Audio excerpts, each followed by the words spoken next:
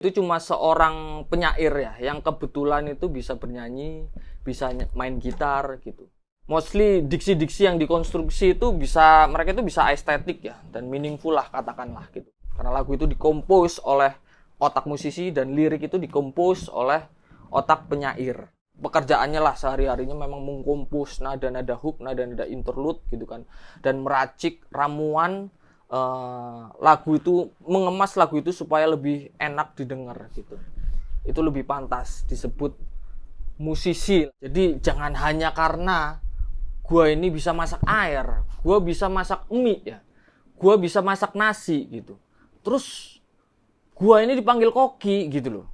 Ini kan apa ya, logical fallacy. Halo, ketemu lagi bareng gue Leonardo Ricci. Kerjaan gue songwriter, arranger, sekaligus pengamat komposisi lagu. Sesuai judul, sesuai thumbnail, gue mau jelasin kenapa Jason Renti itu bukan seorang musisi ya. Di sini gue mau ngasih insight ya buat para penikmat lagu atau orang awam lah katakannya.